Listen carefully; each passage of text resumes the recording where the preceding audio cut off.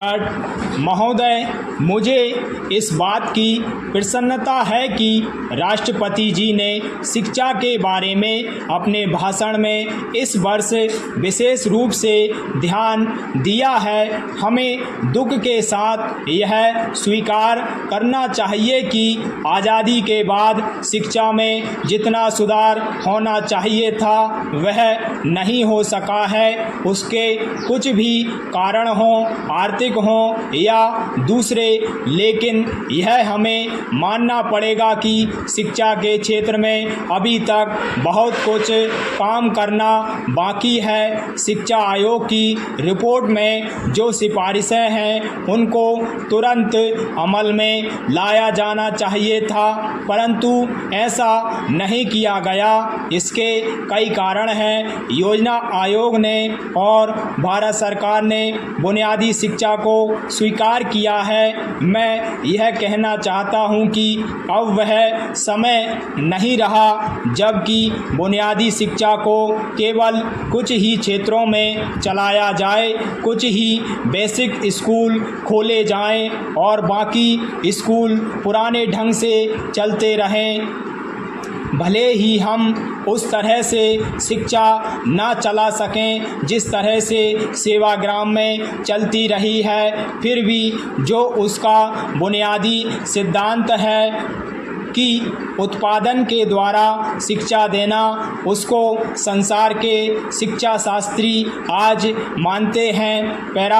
आज स्कूलों कॉलेजों की शिक्षा अच्छी नहीं है। यह सभी जानते हैं कि आज की शिक्षा बच्चों को बेकार बना रही है। इसलिए मैं तो यह चाहता हूँ कि जो हमारी शिक्षा हो, जो स्कूल कॉलेज हों, उनमें बुनियादी शिक्षा सिद्धांत अवश्य लागू किया जाना चाहिए। यह नहीं होना चाहिए कि कुछ बेसिक स्कूल खोले जाएं और बाकी सभी पुराने ढंग से चलते रहें। आज जो बच्चे हैं उनकी पढ़ाई रुक जाती है, वे कॉलेज में नहीं जा सकते। मैं समझता हूं कि हमारा शिक्षा मंत्रालय इस बात की ओर पूरा ध्यान देगा ताकि राष्ट्रपति जी ने अपने भाषण में जो कुछ कहा है वह पूरा हो सके और शिक्षा के क्षेत्र में परिवर्तन हो सके।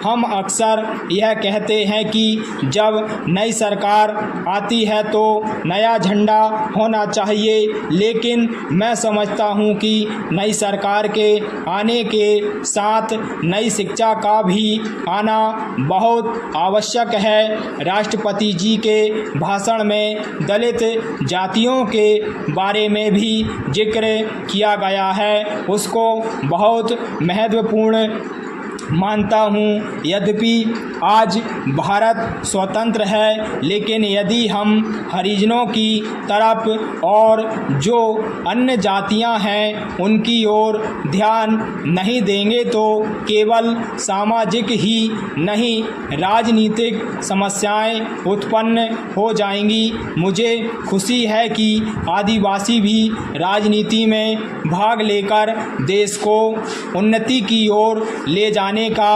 प्रयास कर रहे हैं। यह न केवल राजनीतिक दृष्टि से महत्वपूर्ण है बल्कि सांस्कृतिक दृष्टि से भी बहुत महत्वपूर्ण है। हमें समझना चाहिए कि जो आदिवासी लोग हैं, जो आदिवासी क्षेत्र हैं, वे भारतवर्ष के अभिन्न अंग भी हैं। हमें उनको यह भी बतलाना चाहिए कि सारा देश उनके कल्याण के लिए और उनकी भलाई के लिए प्रयत्नशील रहा है।